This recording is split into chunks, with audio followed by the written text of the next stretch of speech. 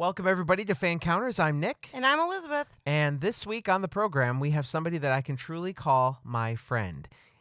Chances are, if you've watched any television or any movies at any time in your entire life, you'll have seen this guest in action on the screen. Johnny Alonso is our guest this week, and we'll tell you more about him in just a few minutes.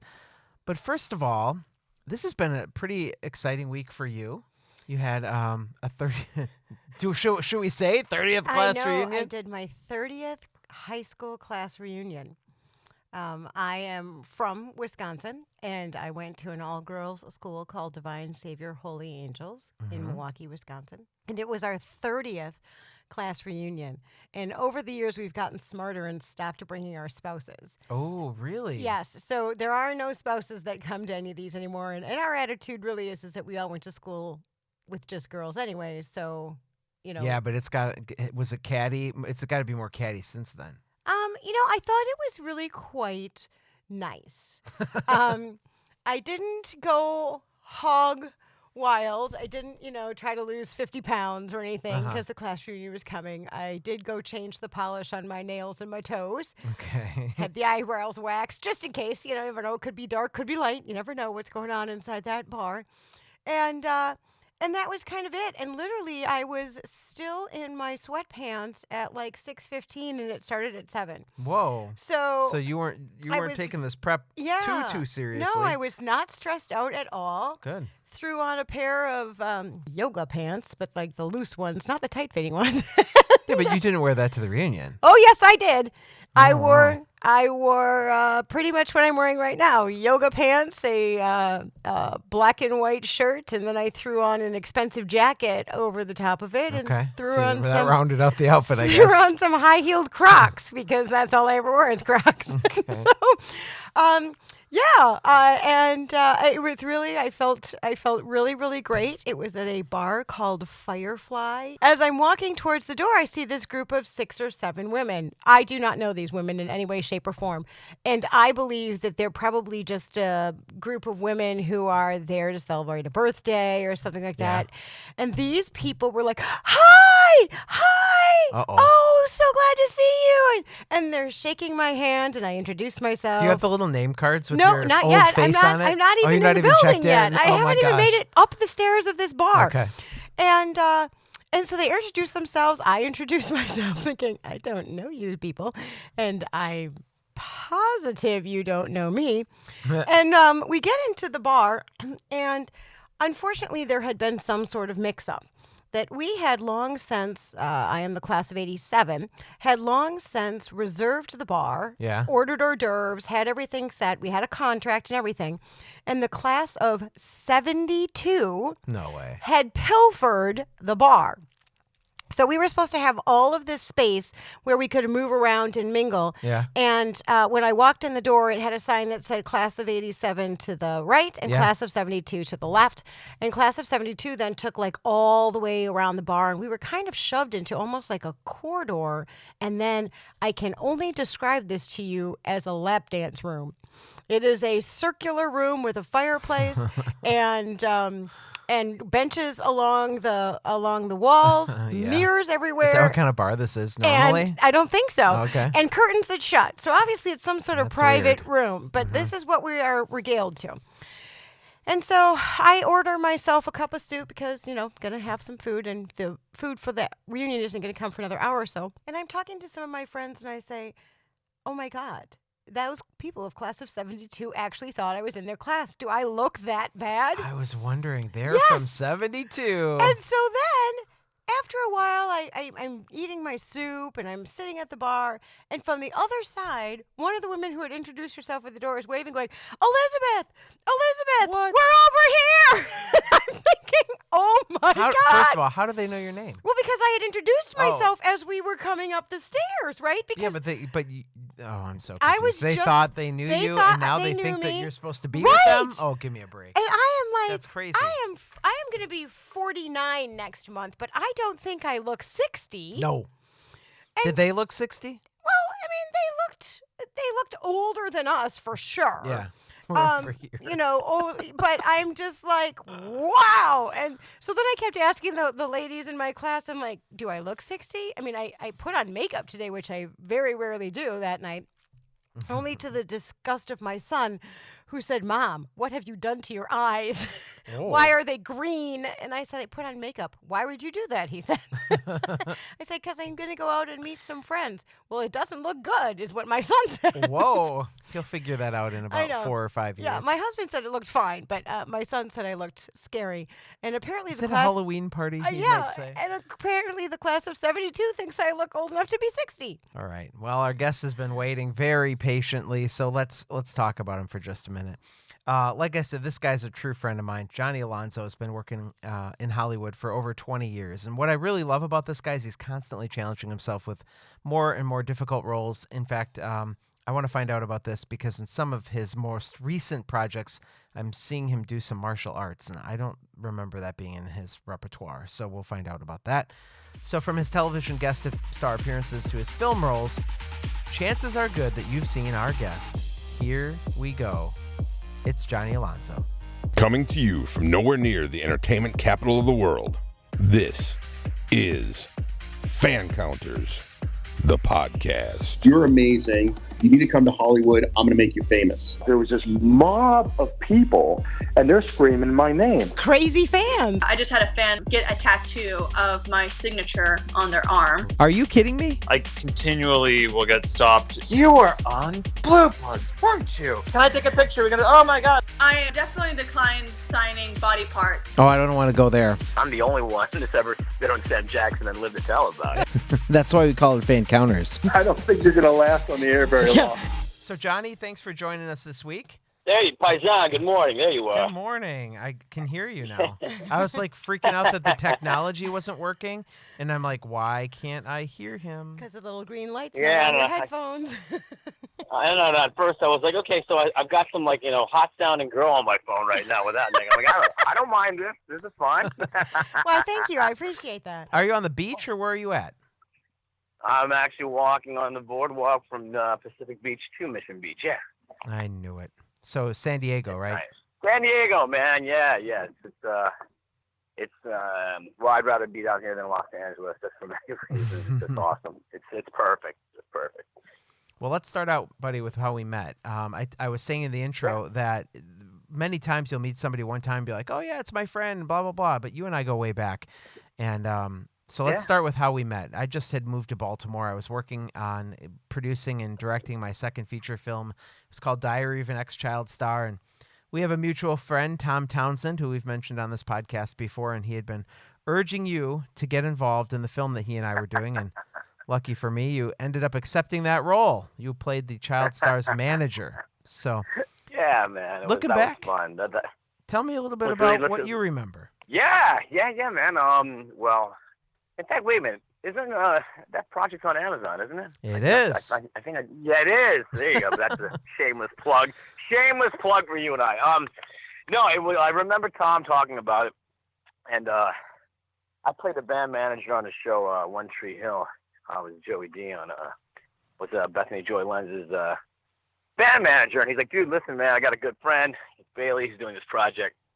Would you be interested in reading the script? I'm like, of course. He goes, it's you're a shoo-in. This is easy. I mean, you're playing almost the same character as you play on One Tree Hill. So I read it. Of course, I loved it. It was easy. It was great writing. I mean, it's we'll talk more about that in detail when actors pick scripts. You can see some kind of vision, or, you have the story playing in your head, and it's good writing. And that's what I got when I read your script. And then you and I met, and it was just easy. I was like, this guy's awesome. So I think we shot, did we do 1 or 2 days on your set for that character? Yeah, it was actually just one day, but just one day. That was intense, though, because for the most part, I was working with people that hadn't done much or didn't have a lot of film experience. So then you bring in somebody who is on actual television shows and real movies, and you're like, it was actually really intimidating a little bit. Get out of here, man. Let me tell you, but thank you. But I mean, I had a great time on your set. Everybody was pro, and you ran the ship like the great captain you're supposed to be, man. And it was fun, and the old Baltimore scene days was it was a lot of fun. We all had fun there. There's a good community. There's a good film community there. But like I tell everybody else, man, I mean, once you graduate from high school, you have to go to college. Right. So yeah, I mean, but that market's a good market to learn how to for actors at least walk over cables when you're doing your lines, hitting your marks. Knowing where the sound is, so you're not too far from the mic, and sometimes people don't get it. You learn the ropes in a small town like that. I mean, it's or a definitely big, the way to small learn. city. Learn by doing instead of just like studying. Yeah, well, yeah. I mean, you can't. There's nothing greater than having experience. Period. So it's a good market. It's a good town to learn, and then you take it to the next level, and you have to do whatever city it's in. So. No, I really had a blast, and I thank you again for that opportunity to work on your project, because it was a good time. It was a lot of fun. We did one more together when we were there. It was Zombie Doomsday, and so I'm sure a lot of people have no clue what that is, so you can look that up on Amazon, too.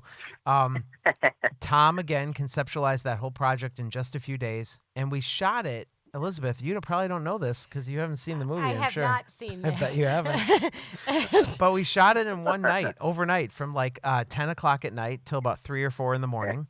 And we gave our actors kind of a setup of what we wanted to have happen, but there was no script. All of the actors ad-libbed their dialogue. Had you ever done a project like that before, Johnny? No. To be frank with you, no, man. Now I think I need to see this because I'm sure. Joe, guess what? You and I both, because I haven't seen it either. let me tell you, it was fun. You know why? It reminded me of my old days when I was at NYU, when you would have improv class, and if it wasn't believable, your coach or whatever, your teacher would stop you and scold you for not keeping it happening. Now, was this meant to be a serious film, or was this meant to be a... It was really meant Nick, to be... that's a question for you, Nick. I know, right? It was probably meant to be whatever it turned out to be, because you didn't really know. I mean, one of the most intense scenes was we had this diner full of people, right? So it was at a restaurant, and then we had robbers come in with guns, and none of the cast knew that this was happening. So that was probably the most intense part. So you got real reactions on what it would be like to be like held up. So try doing that these days someone? to see what happens. Just to see People what have happened. Post-traumatic stress disorder now. They might. I know what I did enjoy about that. I remember shooting that, and it was turning from it was around dusk, and everyone was like geared and getting ready to do this, and it was almost like being in the balance in the backstage of a theater. It was like, all right, let's do this, get this ready, get everybody ready. Yeah, what are you gonna do? I don't know. We're just gonna find out and see what happens. And what I loved about shooting something like that, which is actually kind of brilliant on your part, was that it made everybody get on their toes and be at their best game. Because I said, look, man, I'm going to come out guns blazing, so you better do what you got to do too, man. Because I'm not going to look like an idiot. You're right. You don't know what you're doing. So it was like everyone was like almost fighting to be the better character in that scene, or in the scene that I worked in with you. So yeah, no, it was cool. I mean, I really enjoyed it. I mean, it was the location, if I remember, was out in the country. There was some kind of It was a middle of nowhere diner in Maryland. Yeah. Yeah, that's what. Yeah. It was nice. It was nice. All right, so let's go into some. Not that your stuff isn't real, but let's go into some. Let's go into some actual credited things. Oh, credited. He knows that I love him. I do. I know. It looks like one of your first projects was 1994 with John Waters' film Serial Mom, which starred Kathleen Turner, Sam Waterston, and Ricky Lake. Not a bad way to start out. So tell me. No, not at all. Tell me what you remember about that experience. Well, Waters and I were very good friends. I mean, we still are. I mean, I still talk to him every couple months. Before I got into NYU, I was in a band. I've always been a musician, and music is always and will always be my first wife and love. That's how it works. We were signed. We were traveling. I was only 17, touring the country, opening up for bands like the Pixies, the Smithereens, the Damned, Agent Orange. I mean, we were all over the place. And we had a record label. I was signed, all that crap. And then, of course, within the turn of events, girlfriends broke up the band. So I was like, to hell with this. I went back to New York, and then I got it, graduated from NYU with my acting degree. And first audition out, I was actually on All My Children. I got 64 episodes of Susan Lucci's nephew on the ABC show All My Children.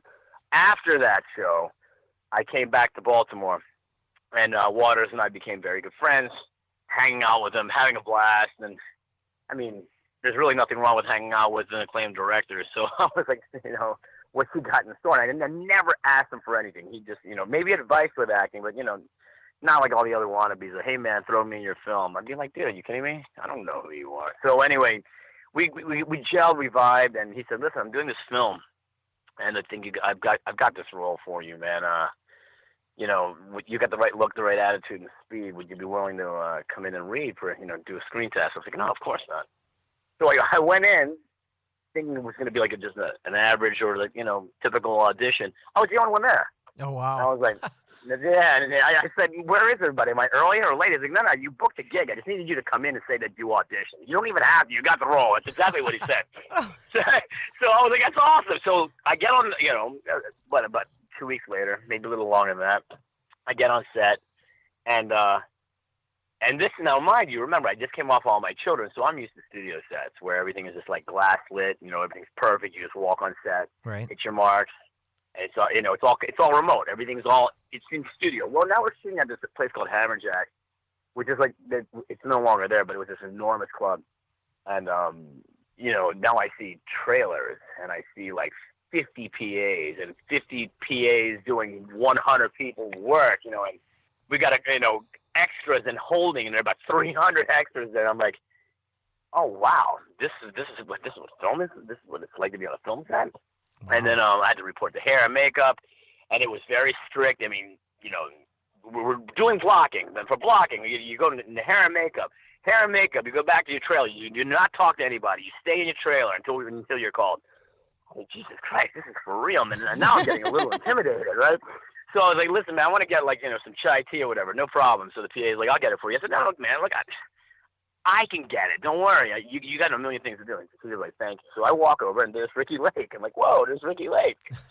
So I started talking to Ricky, and, she was still doing, what was that show, China Beach, I think it was, whatever it was. And she's like, hey. I said, hey. And she was the sweetest. And right there, that kind of, helped me out on set. Because I knew who she was. Of course, she didn't know who I was. But I said, listen, I'm working on your film today. I'm playing Kid B in this scene in Hammerjack. She's like, oh, well, welcome on set. Right there. I was like, okay, it's kind of like a TV family now, so I'm okay. And then I met Kathleen Turner. Yeah, then I met Kathleen, and she was awesome. And then I saw Waters, and he was like, don't bother me. I'm too busy. I'm directing. I was like, okay, man, go, do your thing. And then my scene, the two scenes, the small clip scenes that I was in, one of them made the national trailer, so I knew I wasn't cut out of the movie. Well, that's good. Because you never know till the premiere, right? Yeah, you could end up. Yeah, because there's nothing worse than going to a premiere to find out all your shit's cut out. So I was like, so it was just great. And I mean, even before the movie came out, people were like, dude, I saw you in this trailer. I'm like, yeah, man, and things are starting to move. So that was a fun time in my career. That was a nice star, I guess, on the resume for those years. I forgot to ask you about the soap opera thing. So you were quite young when you were on that. Dude, I was only 200 years old, man. Yeah, it was awesome. Yes.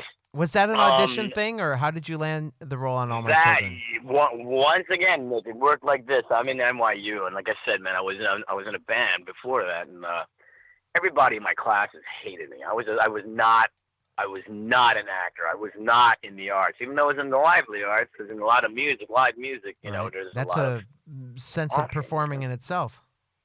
Right. But it's just like, if you're not a thespian and you're not the actor, then you're not one of us. And I'm like, you know what, man? Whatever. So no one ever wanted to be my scene partner.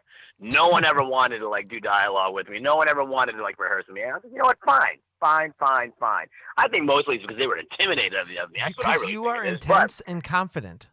I mean, yeah. Well, I've been called worse, so thank you. But let me tell you, man. Yeah, I think a lot of it had to do with that. So I get in there, and my teacher's like, "Don't worry about them. I think you're great." They wouldn't always say you're great, but because they can't always say that. But they would say, you've got a lot of this and that, and keep working at it, and you're going to be wonderful. Right. So we have like this annex in the actor studio. I graduated from the actor studio, and in the annex, you'd have people that would come in and out, but you couldn't see it because it was so dark in that place. Well, one of the times I was doing one of these really cool monologues by myself because no one would do dialogue with me. There was there was an ABC Scout, believe it or not. So the ABC Scout was watching, and at the end of the class, my coach came up to me, Bob Henderson came up to me and said, "Hey Alonso, here's a card for you." I'm like, "Yeah." And he's like, "Yeah, there's a Scout. She comes in every time and again, and would love for you to read for this project." Now, remember, when you're in college and when you're in NYU, you're not allowed to do any work because you're in a program. You cannot audition. You cannot work. But they made a special, I guess, yeah, they did. For me, they just said, look, we're going to give you a free pass on this because it's Joan Dincheco from ABC. I'm like, I have no idea who this person was. I'm new in the business. Right. Head of ABC casting, daytime casting for All My Children. And I was like, okay, cool. It didn't faze me because I'm not an actor, remember, as everybody said.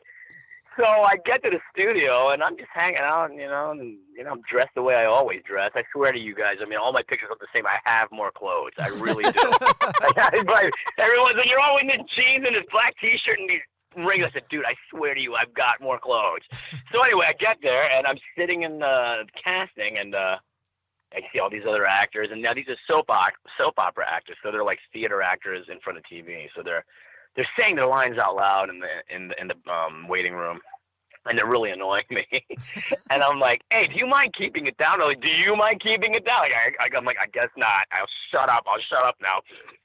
So I get in and I see Joan. She's like, "Oh yeah, you're the guy from NYU. I really liked your look, and I liked your intensity, and I liked the way you read your lines and you did your monologue, and blah blah blah."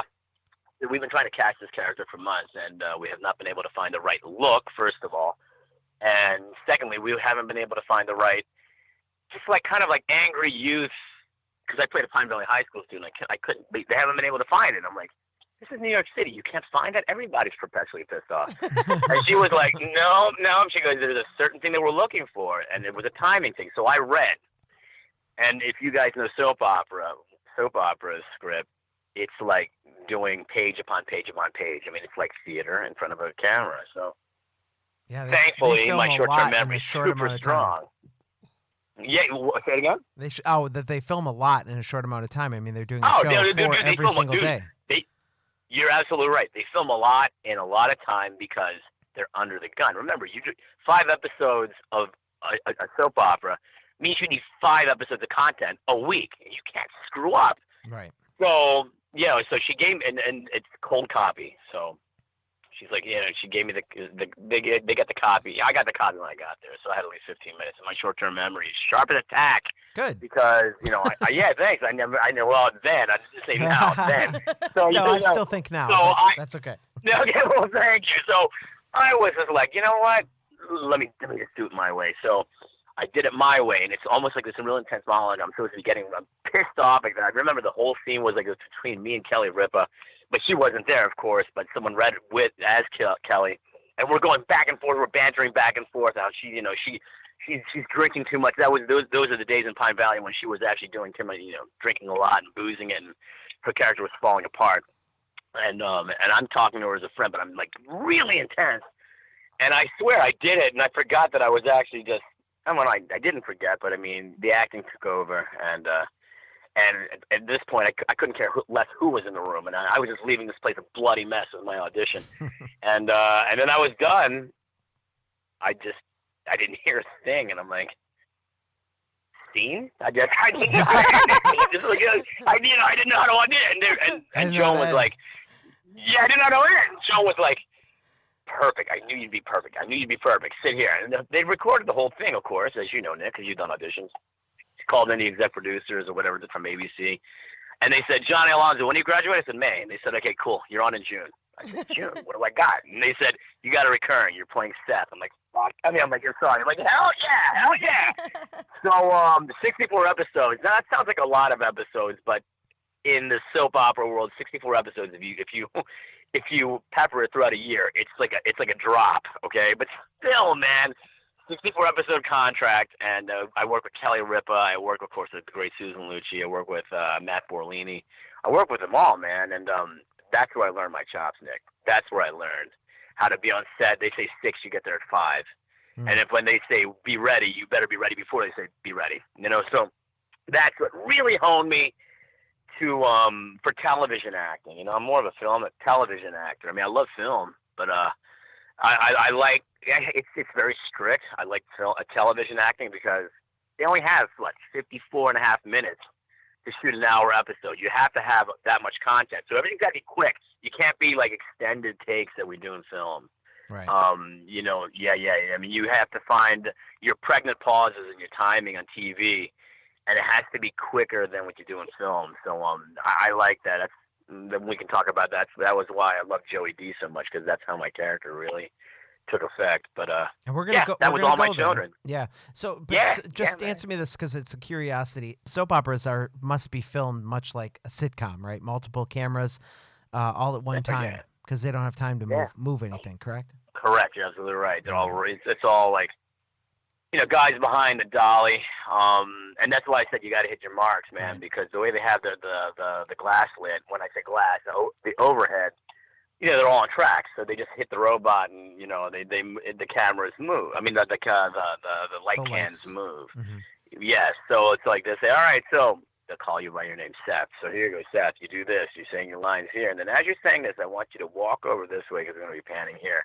You have to be a camera too, because it's already lit in that corner, and you can see kind of your mark, but you can't look down at your mark. You know how it is. Mm-hmm. So you do it. So what I learned, which a lot of actors, if any actors are listening to this show right now, you have to not have. I mean, there's a mark on the floor, but man, my trick is I make a mark somewhere like on the wall where the mark is on the floor, so I don't have to look down. So like if there's an X on the floor, I kind of look at something that's close to it. Like, oh, well, that means go right near that lamp, or go right near that door, 2 feet away from. Oh yeah, go right. So I'm always looking for them. You can always see. I mean, I always spot actors looking down. I'm like, I know you're looking for your mark. You're looking for the X. Come on, man. So I've learned how to do visual visual marks ahead of me. And then had the peripheral vision of, okay, that's where the X is. So those are little tricks that I've learned that makes my, quote unquote, the acting or the movement just a little more believable. And then, tricks like picking up something when you're walking makes it more natural than just walking, And it also gets something from that, as you know, because you're a director, creator, that it just gives it a little more flavor, It's like you don't want to add too much sriracha because then you don't want to eat it. You just want to throw just a little bit, just enough, man, just enough to make it awesome. That's acting, That's acting. I think part of what has made you so successful is the fact that you have these scenes where people don't forget the moment, and that happened in the 2000 film Rules of Engagement with Tommy Lee Jones and Samuel L. Jackson. You were the guy, when Samuel L. Jackson was coming in for his hearing, that ran up through all the press and spit on Samuel L. Jackson's jacket. How rude. And then he picks you up and slams you against the car. Like, tell me about that. The rehearsal behind, was there a rehearsal? I mean, how many times did we do that take? Please. Yeah, no, dude, thanks. I mean, Make my day. What a great piece. Thank you. I had that was fun. I mean, once again, major motion picture, big. I've been blessed, man. I mean, when I think about it, man. I mean, having your own trailers and stuff is so much fun. And I check in. Johnny Alonso was like, oh yeah, come on, you're playing Kurt. I'm like, yeah. So they throw me in the trailer. I know the whole routine. Let's do blocking. I said, oh, that's it. I said, so we're doing blocking. He said, no, you have a stand and they're doing blocking lights for you. I'm like, this is even better. So I'm just hanging out, and here comes Tommy Lee. I'm like, Tommy Lee Jones, Johnny Alonso. He's like, nice to meet you. He's like, I shake your hand, but I'm sick. I'm like, oh my God. He's like, yeah, dude, I'm feeling like hell today. I said, are you going to be working with us? He's like, I don't know if I'm doing my scenes today. He's like, let's talk to William Freakin. God bless him. He said, I told William that I'm not feeling very well, and William's like, yeah, well, we don't want you getting everybody else sick, so we might not use you. But he was on set. Tommy's like one of the coolest dudes ever. Wow. So I love him. Yeah. So I said, I hope you feel better, man. I said to him, if you need anything, just knock on my door. I'm like right next to your trailer, and he goes, I've never met anyone like you, but this is interesting. Okay, no problem. If I need something, I'll ask you. So I don't know if he was being sarcastic, or I don't know if he was being honest. I mean, because I guess he would just assume a PA would get him something. But I just, it was funny. So they throw me in a ball, when in a ski cap. I remember all that because I had like white blonde hair, highlights, and when I auditioned, I didn't. That's another thing too. If you audition for something, you and then you book it, you have to look kind of like that character or the guy that you auditioned for, because they had a certain look, and they didn't have time to color my hair, and they didn't want to tell William Friedkin, who was a spaz on set. I mean, come on, and he did some of the greatest films, that, and he's The Exorcist, put it that way. So they put me in that cap, and they're like, I hope he's not gonna question, and if he does, we're just gonna have to color your hair really quick. I'm like, you can do whatever you want. You just shave my head. I don't care. My hair grows so fast. So they threw me in, I and wish I had if you look problem. You're funny. So if you look at the way I was dressed, I'm in this big jacket. We were all like these activists, and they're all protesters, I should say. And they put me in what do you call it? Like Sam had like this foam padding, because they knew that I knew that I was gonna get roughed up by Sam. But we didn't have any idea what that was spontaneous the way he did it. Because, I mean, when I got on set, I met Sam Jackson, super cool guy. We're just talking, and he's like, hey, Johnny Alonso, man. And his first question is, what do you do on your free time? I said, what do you mean? Like, do you sports or anything? Music? I said, yeah, of course, music. And then I said, I golf. And he goes, dude, I'm a golfer. I was like, and that's where we connected. So we're talking about golfing. And then somebody screamed out, Mr. Jackson, 5 minutes to show. And I kid you not, from that happy eyes and the great smile, bam, there was Samuel L. Jackson. He looked like the character you always see on TV. He just changed. And then he was just like back in his zone. And I was like, I knew not to talk to him after that. He was just, his eyes became intense, and his upper lip got real tight. I'm like, all right, he's in character. So I was like, damn, I better find a character, because I don't know what I'm doing for this role. So they get on set, and they did the blocking, and William Friedkin, and I'm thinking, oh my God, the guy from The Exorcist, I forgot, I'm working with this cat today. He was like, Johnny Alonso, get over here. I say, okay. So he goes, this is what I want you to do. I want you to be, he told me, I said, I know the story, I know the background. He said, just give me what you did at the audition, and we're going to be okay. And he said, I want you to give it to Sam. So I said, all right, Samuel L. Jackson, here we go. So we did a half speed, and the half speed worked out. We weren't screaming at each other yet. It said, save our voices, don't lose your energy. And Samuel got out of the cut after I did supposed to spit on him. He gets out of the truck, and I called him a few choice words. He gets out of the truck, and then we slowly do it, and he throws me up against the truck, and I'm still saying a lot of lines, and he's giving me more. I mean, we really did a lot more of the blocking. And then on the megaphone, Friedkin says cut, and he comes over to us, and he says, that was great. He goes, it's too much talking in the end, guys. I just need Samuel just to say, who are you to spit on this uniform, boy? That thing. So I said, yeah, okay. I said, I'm ready to go, man. Let's just do this. And I'm telling them I'm ready to go. It was like they're worried about you. Yeah. I said, Samuel, are you ready to go? But I was like, I'm ready to go. And Jackson was like, yeah, so am I. Let's go, man. Listen to the boy. So we do it. I swear to God, we do it at full speed. And I'm like, you baby killed whatever, all the crap that I said. And I spit, but the first I spit in his face. Right in his face. So yeah, dude. So go out there. I spit in his face. He gets out of the truck, and I mean, this time he was pissed. He threw me so hard against the truck. The truck shook. That was the original line after I did it. And then, when he got in the truck and he's wiping his face and he's looking back at me, and he takes off into the barracks or wherever he was going. And William Friedkin said, that was awesome. And then Jackson came back and goes, that was awesome. Let's do it again. He goes, do not spit in my face. Spit on the uniform. The line is uniform. And I was like, sorry. And he was like, it's cool, man. But then he looked up and he turned the truck around again, and he pointed at me. He goes, don't spit in my face. I said, I won't. So second take, we do it, man. And I spit now on his uniform. And then that's when he really gave it. I mean, Now that was the take that they took. I only had to do it like 3 or 4 times. Wow. And it was so awesome. And we were laughing about the whole don't spit in my face. The freaking was laughing too. And like I had a lot of people that were extras or background actors. I don't like calling them background actors that were that I knew. I mean, a lot of them knew me, and they were so happy. They're like, "Oh my God, look at you, man! You're doing this with Samuel L. Jackson." And I'm like, "Yeah," and that was fun. It was It was fun having your peers there behind you, you know, because I mean, I'd be behind anybody, any of my peers, if they were doing a great scene like that, and it felt good, and it was like kind of an accomplishment. It was nice, you know? Yeah, but I have to imagine that you spit in his face. That you have to almost think, oh my God, my career's over.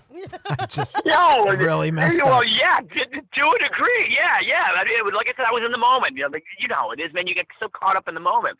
But I can also say this, and I say this in a lot of my interviews whenever they bring up the rules of engagement. I'm the only one that's ever spit on Sam Jackson and lived to tell about it. There you go.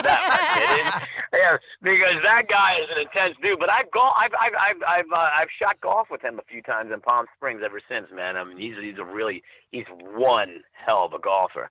And but we just had fun. I mean, it was me and several other actors, which we can talk about later. But it was yeah, we made a friendship. I mean, it's like anything else, man. Like, you know, when you work as an accountant or if you work behind the 7-Eleven counter, I mean, you make friends. And just like with an acting, in the acting world, you make friends, and actors are people, you know. So it's nice making these connections and saying that you get to hang out with like Joe Pesci, or you get to hang out with Kevin Sorbo or Samuel L. Jackson, and not flaunt about it because they're just buddies. But I mean, I've golfed with him a few times. One cool dude, man. Super cool. All right, let's go back to television now, because I'm kind of doing your resume in chronological order. Let's talk some Dawsons Creek. Dawsons Creek, yeah, man. Yeah. No, it was one of my it was one of my favorites. Kevin Williamson's an awesome director, awesome storyteller, and now you've told me the story more than once. Let's bury it here. I'm going to have you tell it one more time. I'll never ask you this question again, okay? You are the model of persistence pays off, because you auditioned for Dawsons Creek over 30 times. What? Oh, yeah. See? I did. Yeah. I think it was. We're going to entertain the audience one last time with this one. So just take me through the whole thing of like, oh my gosh, I have been in this room so many times, I'm not coming back. So it's exactly what I told you. Hilarious. Yeah. I remember when my agent called me, and she said, there's this new TV show for the WB. It's still WB. They're shooting at the Screen Gem Studios, the old De Laurentiis Studios. And I want to try to get you on the show. And I just said, and it's the pilot episode, the very first episode. I'm like, yeah, that'd be great. So I auditioned for it, didn't book it. But casting directors, the Fancounters, who I owe a lot of my career to, the Fancounters and Associates down there, like me. So they called me back in again. Didn't book it. Called me back in again for other roles. Right. And now this has gone on for the whole entire season. Didn't book anything, but they kept calling me in, and that's always a good sign. If a casting director keeps calling you in, it's because they like something about you. Season 1 goes by. Season 2 goes by. Season 3 goes by. I'm auditioning for all these seasons. I'm not booking. I'm getting a little pissed. I keep going down to Wilmington, North Carolina. Back from Baltimore to North Carolina. Back from New York to North Carolina. Driving, mind you. I'm like, this is ridiculous. 4th season. 5th season, I'm like, you know, to my agent, I'm like I'm not doing this anymore. She's like, listen, and I'll never forget this, and I always tell actors this. She said to me, flat out, at this level of the game, you are not an actor. You are an auditioner. Get it in your head, Alonso. I'm like, oh my God. So I was like, all right, I never forgot that. So 5th season goes by. By this time, I've auditioned like 30 times. The 6th season, the last season comes up. I'm like, I am not going to this audition. And she's like, you have to go. So I went. The last audition that I ever read for, before I booked, was for this jock. And he's supposed to be like this snide attitude, like real bad attitude jock. Mm-hmm. And I'm like, I'm not a jock. I got the attitude, but I'm not a jock. So, you know, but whatever, I read for that. I didn't book it. And then the next role that I auditioned for was for a teacher, a young teacher. And I'm like, I'm not there yet. I mean, I look young, but I look older, but I'm not that guy yet. Right. Turns out the role right after that they were auditioning for was for a junior stockbroker, an attitude junior stockbroker. It was a combination of both those auditions. And I booked Jimmy Franco, the junior stockbroker, next to Pacey. Josh Jackson. Josh Jackson, yeah. Which was supposed to be only a 2-episode recurring, which turned into 4, which turned into 6, which turned into blah, blah, blah. And I was like, finally, how amazing is this, man? That's the thing of persistence. If I did not go to all those auditions, and if I didn't get to those last 2 auditions, I never would have booked that audition. And it was that, those 2 auditions that they were like, wait a minute, we got this role. Remember how we did for that? Roll back tape for that one. And check out this audition. Perfect. That's the character. So I nailed that audition after 37 times of auditioning for the show. And it was awesome being part of the WB family. I mean, for that season. Because that season, we didn't just film in Wilmington, North Carolina. I mean, they flew us to New Orleans, right? Did an episode, and did an episode with them in Mardi Gras, or like on Bourbon Street, and then did an episode with them in Charlotte, North Carolina. And here I am flying the country with Katie Holmes and Josh Jackson. I mean, what more could you ask for, That's man? Not a bad gig. No, not at all. Ellen, Katie and I were very close. Really? Still very well. Oh yeah, I mean we're close now, but we were very close. Because I mean, you got to remember when you work with everybody on a set, and you're recurring, and you see them almost all the time. They you strike friendships, and we'd go to the bars now and again, and just hang out. Nobody ever bothered them because they've been in North Carolina for so long at this point that they were just like local celebrities, but they were like local regulars now. So I remember once Katie was you know how they take pictures for continuity about hair and makeup, right? Yep.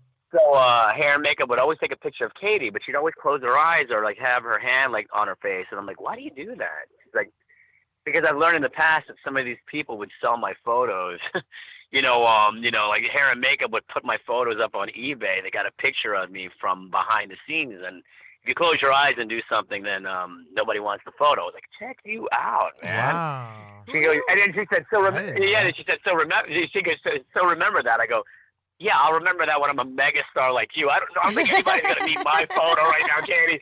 So no, Katie and I were like so close, and then of course she married Tom, and that was the last I was ever able to get in touch with her. But I had one Katie Holmes encounter, and it was from Dawsons Creek, because I was a super fan. So my cousin and I went to Wilmington, and they were filming in the Dawsons family's restaurant, right? So we were camped out, and we were waiting for the actors to come out, and James Vanderbeek came over, and he took pictures with us, and that was super cool, and a couple others.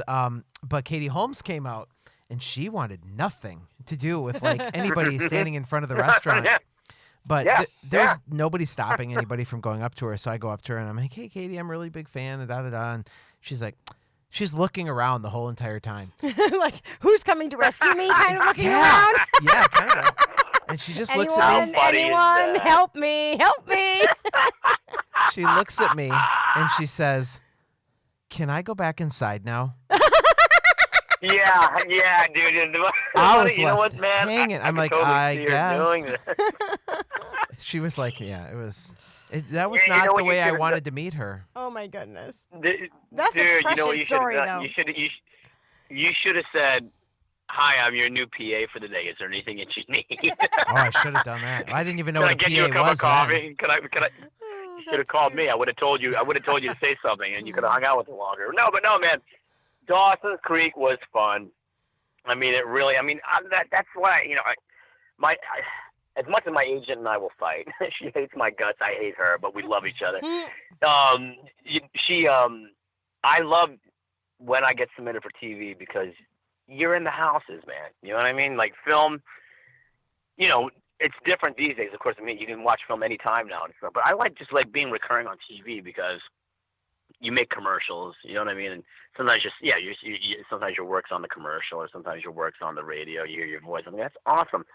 Film is cool too, but you're never ever guaranteed to be in the trailer. It's 99% the lead actors, right. Or if you are a lead actor, if you're not the name, you're not going to be in it. So I just always enjoyed television acting because there's a timing, like I told you. I mean, there's theater timing, there's commercial timing, there's comedy timing, there's television, and then there's film timing. I've been adjusted for television timing. and there's a certain intensity that you have to maintain for television versus film.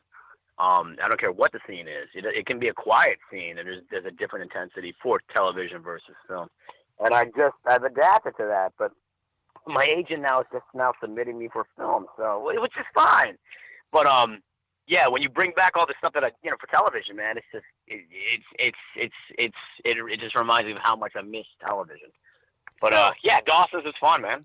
Yeah. So in the 90s, another show that you did that we loved was Growing Pains with Kirk Cameron and the late Alan Thicke.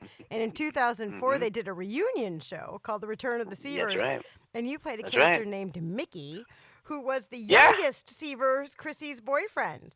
Now, yeah, man. yeah. Now, were you able to witness the Seaver family together on set, or did you feel kind of like you were an outsider because you had just kind of joined this party late? Once again, the Fincannon Associates. I can't thank them enough. They're the ones that brought me in for that. The deal for that. Let me start up with casting. They were like, "Hey, Alonso, we're doing the Growing Pains reunion too. 2 reunion, I should say. Yes, in New Orleans." And we want you to submit yourself on tape, and but yet if you have a callback, you have to come back down to New Orleans. Man, that's no problem. So I put myself on tape with my coach. They the Fincannons loved it, and apparently, everybody, whoever the heads were for Growing Pains, loved it. Joanna Kearns, who played Maggie Seaver, who I'm still very good friends with, directed the project, and she called me in. So I get down there, and there's the mom from TV. There's Joanna Kearns right in front of me, as pretty as can be. Exactly what you see on TV is who she is in person. She's like, "Hi," I'm like, "Hey." She's like, "Hey, man, you ready to read?" I'm like, "Yeah, man."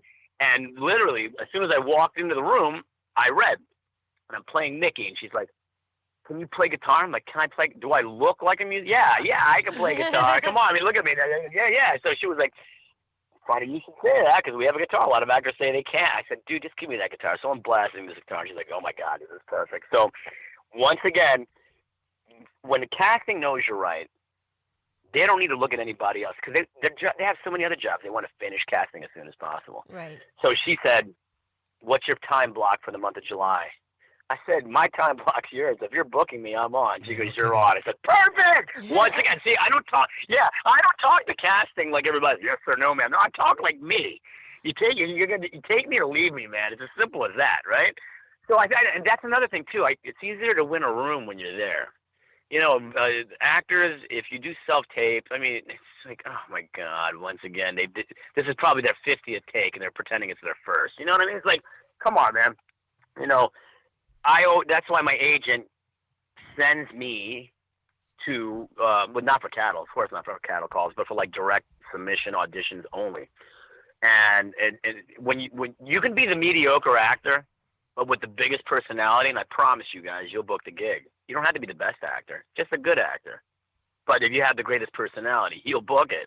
It's just like trying to pick somebody up at a bar. You know what I mean? It's as simple as that, man. It's like, you don't have to be the best looking person, but I swear to God, if you got the personality, dude, you're in. It's as simple as that. So Joanna got in touch with my agent, struck up a contract. So stoked. They flew me down from New York, and I'm staying like at one of the most beautiful hotels, like right off of Bourbon. I remember it was on Chapatulas, and we're gonna have an actors meet and greet.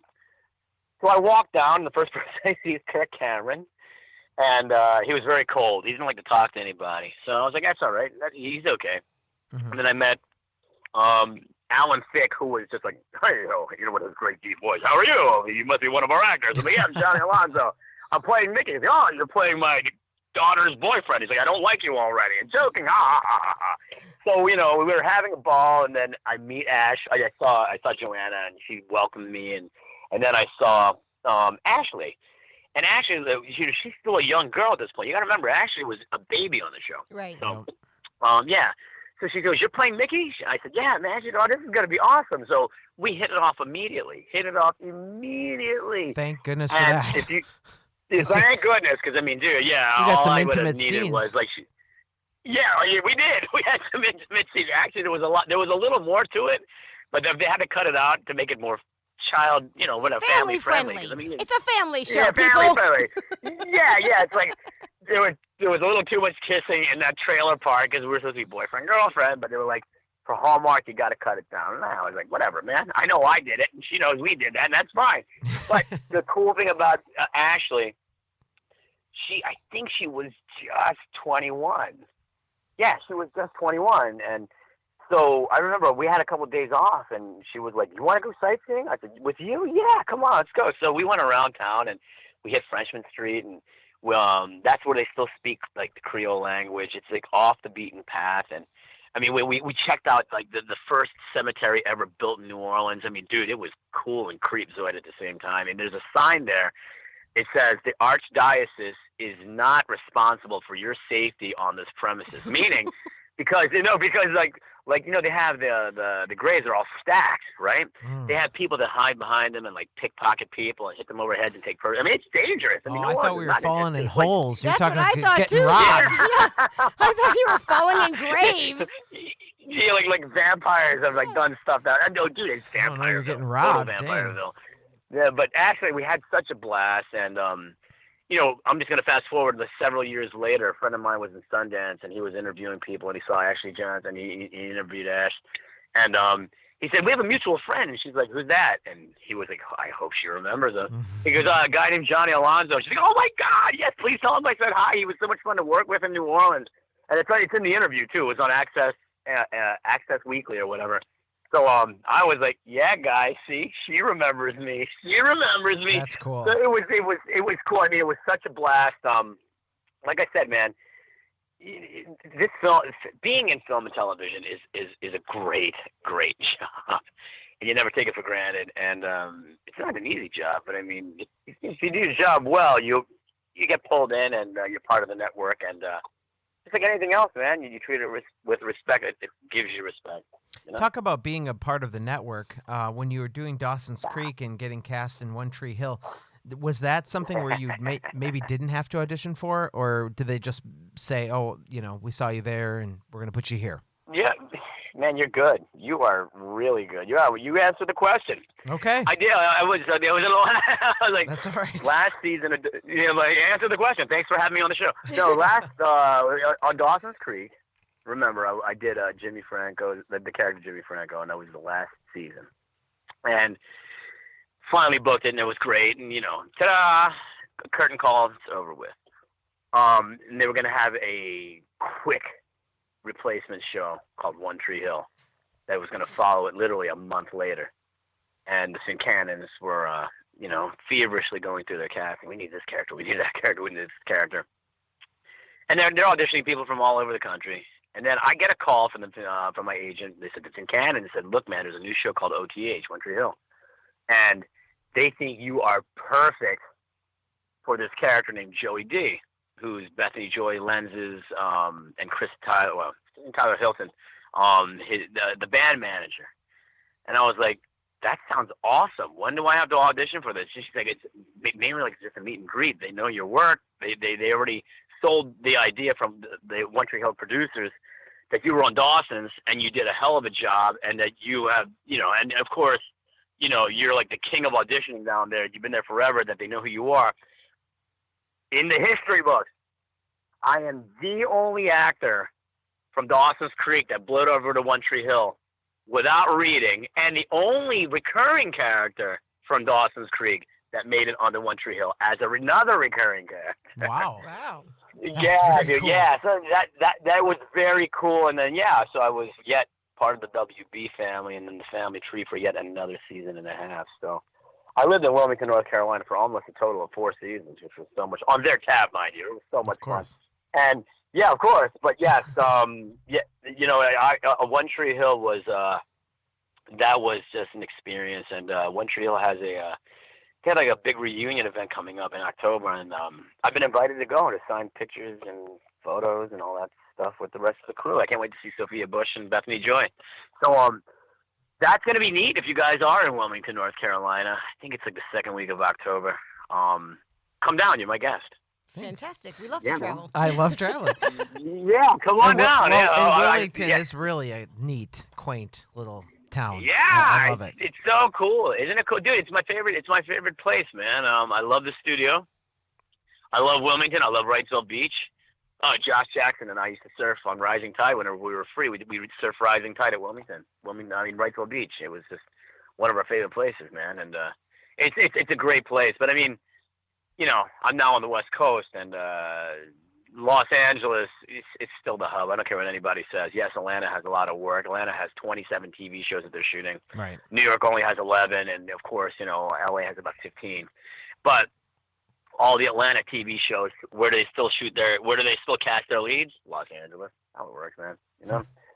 But OTH, you know, and Dawsons Creek, I have so much to thank for just being on their shows, because they made me a name on television. They really did. They made me, and that's why I keep going back to TV. Well, between One Tree Hill and all those projects, and between some films that we're going to talk about, you've played more characters and more projects than we have time to list right here. I guess I'm kind of wondering, because I am on the other side of the camera, how do you keep each role fresh? I call it finding color, which is basically finding different energies.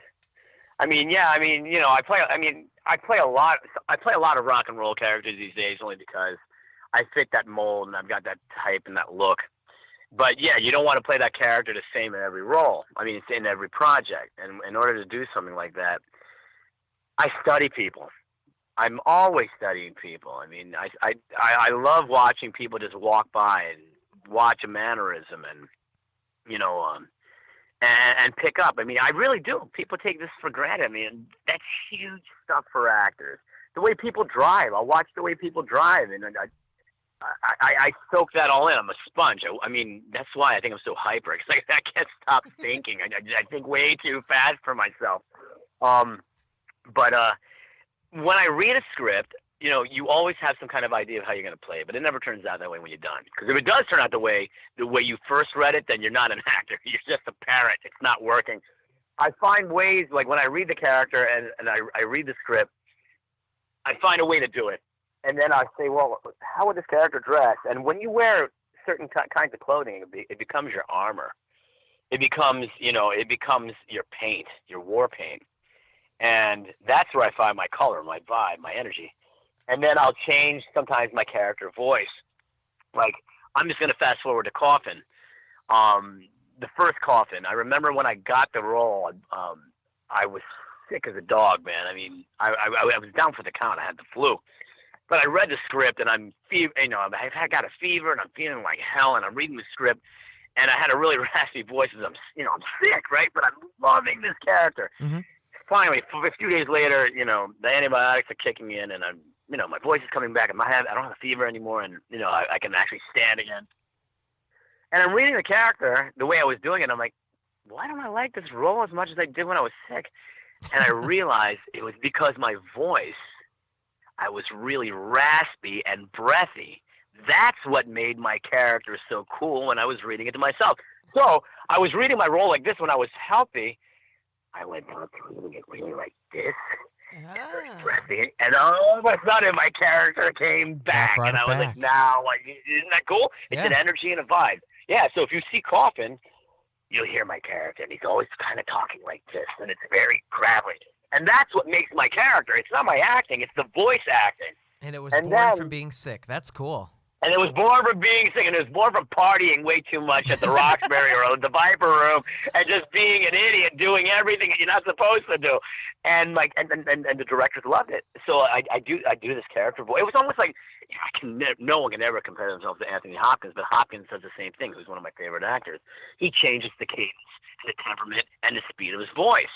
That's what makes him so great. Yep. That's what makes him. Yeah. So like, I would, you know, you listen to me now. I'm very hyper. I'm very fast. I'm very TV. I speak very much like television. For that film, when you watch Coffin, there's a lot of deep, pregnant pauses that makes you think, what's he going to say? What's up his sleeve? There's something more to him than meets the eye. That's what I wanted to convey, and I do a lot of that with that breathy voice and extremely, like, nonstop stare and long pausing before I say stuff, and it works. And some of the best actors, guys, by the way, I don't care who your favorite actor is, you watch them. When they do the close-up, when they do coverage, They don't blink. I don't care who it is. You can't bust me. The best actors don't blink. Because when you don't blink, everybody watches you. That's true. It's amazing. I learned that. Yeah, these are tricks that I've learned in the past. You do close-up and people are blinking, it's almost a sign of weakness. It's almost a sign they don't know what they're doing, unless the role calls for it. But if you're supposed to be striking a command, and that line ends with a punctuation of an exclamation point, you better not blink. The best at that is like Leonardo DiCaprio and Johnny Depp. They will not blink for hours in their close-up, and it's amazing. And that's why you're so drawn into them. So I do stuff like that, man. I've learned that's what separates you from the best and the better from the best. Then you become the best. I'm serious, man. These are the things that gets me so amped about acting. It's not just acting. It's a living thing. It's cool, man. It's mechanical, but you control it. It's like the Force. Yeah. It controls you, but you control the Force at the same time. You know, the Jedi thing. You know how it works. So it's cool. Yeah, man. And you know, Coffin was great, and now there's a new franchise, Coffin, too. Well, Elizabeth, we have had a blast interviewing Johnny Alonso. He is hilarious. Yeah, which is why we're actually going to continue this interview next week. We have to, yes. We have so much to keep asking him. We've barely even made it into the 2000s. I know. And it's funny. It's like we wrote up a little over 2 pages, and we're just entering page 2 at minute 55, and I'm like, we're going to have to do this again next week. He's fascinating as heck, though. Gosh, it's so fun to talk to him. He has such great energy, and he really does sound like he's excited to do his job. And I want to actually pitch this for him because he's going to do it in the next segment, I'm sure. Coffin 2 comes out on Redbox October the 10th. And let me tell you, I did not think that a sequel could be better than an original. This one is. It lives up to every ounce of publicity you might have heard about it. If you haven't heard about it, you really don't even need to see Coffin 1 to enjoy this film. But do go to Redbox on October 10th. You can find us on social media if you go to facebook.com and search for Fancounters. You can also go to our website at fancounters.com. And of course, you can email us at hello@fancounters.com. Fantastic. All right, so we'll talk to Johnny again next week. We'll finish up this interview. You're going to hear a lot more awesome stories, and we'll see you next week.